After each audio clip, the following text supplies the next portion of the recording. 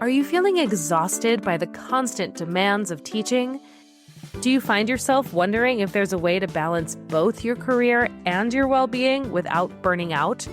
Welcome to Unlock Your Teaching Potential, your permission slip to hit the brakes, recharge, and reignite your joy for teaching and living.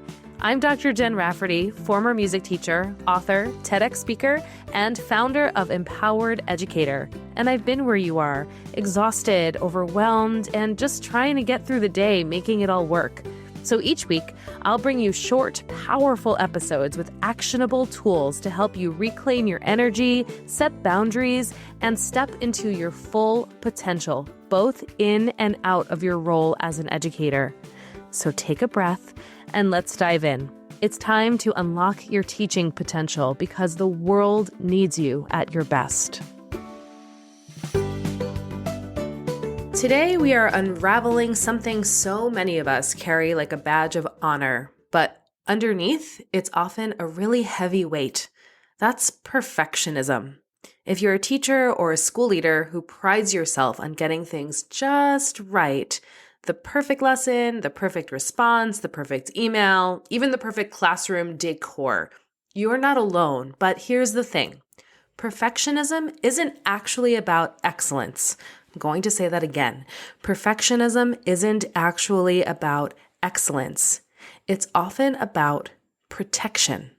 So today's episode is an invitation not to fix or change yourself. You are not broken. There is nothing wrong with you, but to get curious. What if your perfectionism isn't a flaw, but a form of armor that you learn to wear? What if it's actually a response that your nervous system learned to keep you safe? And we're not here to judge it. We're here to understand it and to see it for what it really is. Because perfectionism is not a personality flaw. It is not a character defect. It is often a stress response. And maybe, just maybe, it's something that your beautiful, brilliant brain learned to do to protect you.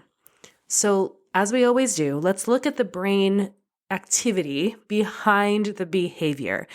Neuroscience shows us that the brain is designed to keep us safe. It does not care if you're happy. Remember, you're not your brain. You're a person who has a brain. So when you're under stress, whether it's from your childhood experiences or school systems that reward overachievement or working environments with really high expectations and little support, your brain adapts.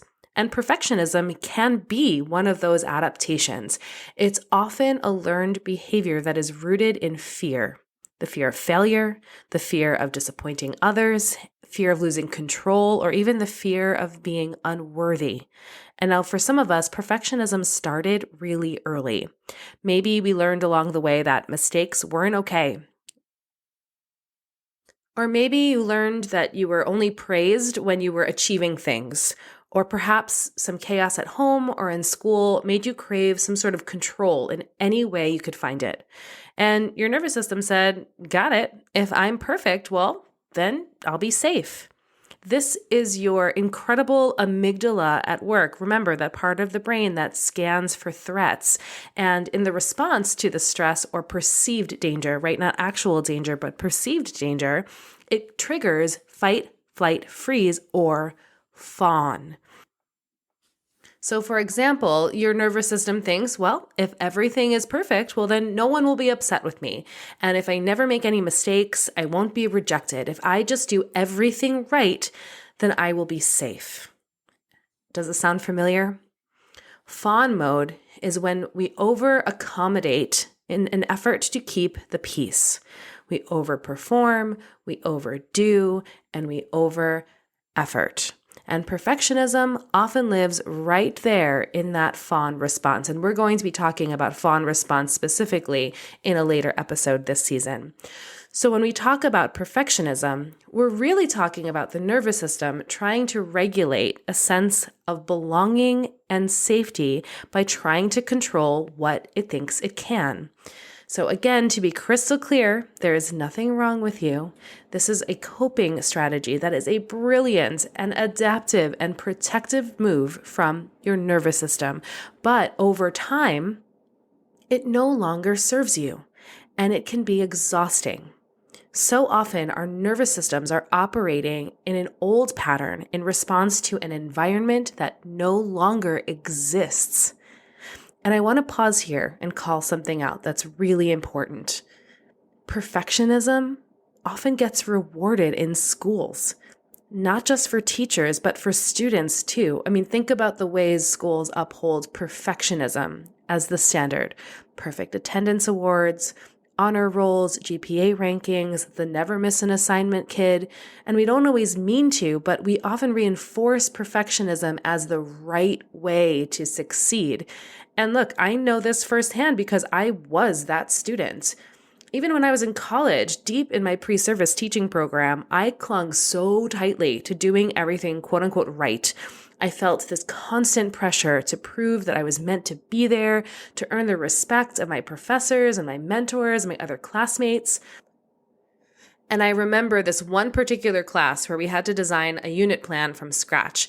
And I had spent hours agonizing over every detail, every font and the formatting, making it look so Pinterest worthy way before Pinterest was even a thing. And yes, I know I'm dating myself here. I stayed up late, I skipped meals, and I kept revising it almost obsessively.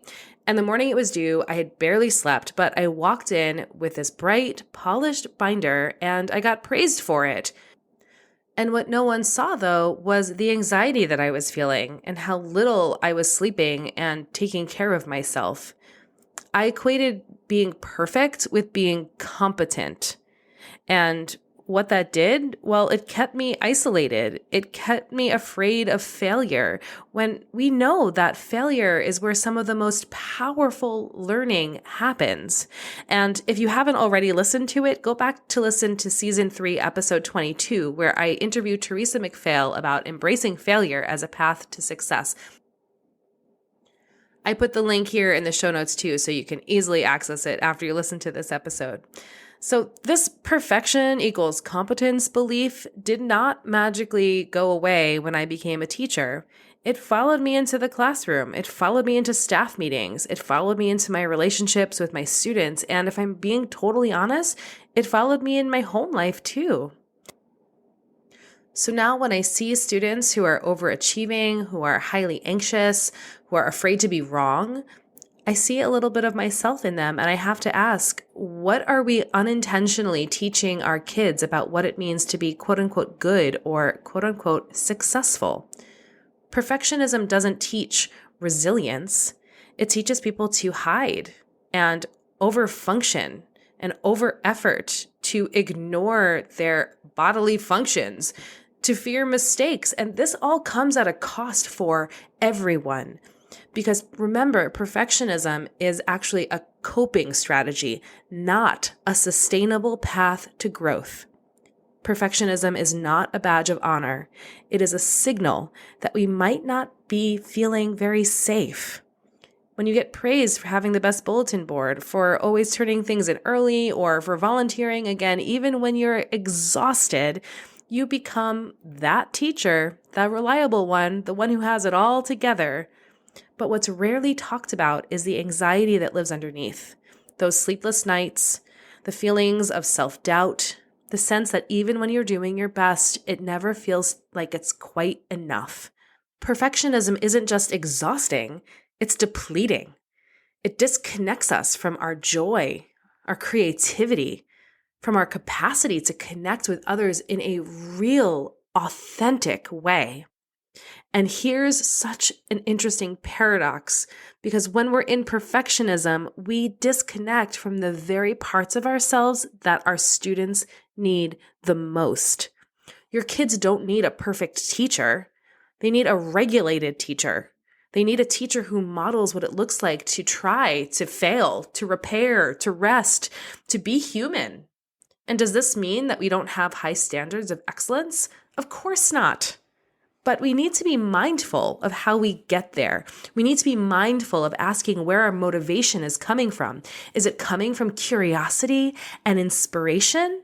Or is it coming from a place of fear? So let's try a little visualization practice together. If you're driving, please don't do this now. Feel free to revisit this later when you can pause and reflect. So if you're in a safe space right now and it feels comfortable, I invite you to close your eyes or look at the floor or stare at something that is not going to move. Take a nice deep breath and let it out.